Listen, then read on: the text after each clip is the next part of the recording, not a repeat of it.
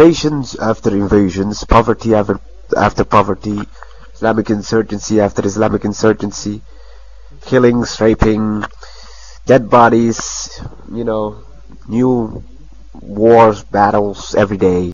And there is nothing we can do. Nothing we can do. There is no middle way. There is no way out. No one wants to compromise. No one wants to live a life. No one gives a shit. Everybody thinks dump it in Somalia. But think about it, man. I was really optimistic, I think about, sometimes I think things will get better sooner or later. But then again, I think, what the fuck, 20 years war, and it will take another 20 years. By that time, I'm almost what? Then I'm 45 when Somalia gets a proper government, functioning institutions, functioning government. It's like in 20 years time, and then I'm like 45 years old. Then I'm 55 years old. And Somalis are very, very bad people. Right now, they think having a TV channel is something very productive.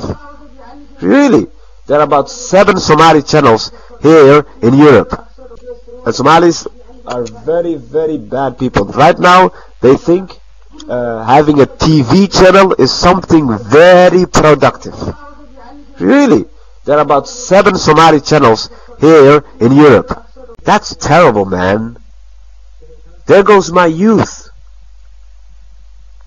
There goes my youth. Or the best age of a man is between his 30 and his 40. That you mature. You're taking up. You're gonna take on the world. It's the best time to live. Well, that's what my dad says. He said when I was 30, between 30 and 40, that's the best time. That was the best time of my life. So, fucking hell, why are Somalis retards, man? Wala Somalia qashin dhalay weeye. Nacdal baa idinkay hooyadii ba ku taala.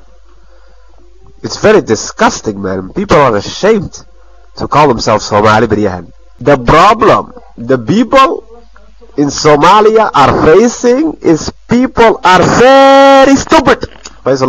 People in Somalia are very stupid. They are very backwards. They don't think bright.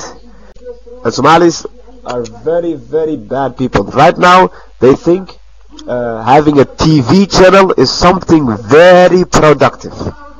Really, there are about 7 Somali channels here in Europe.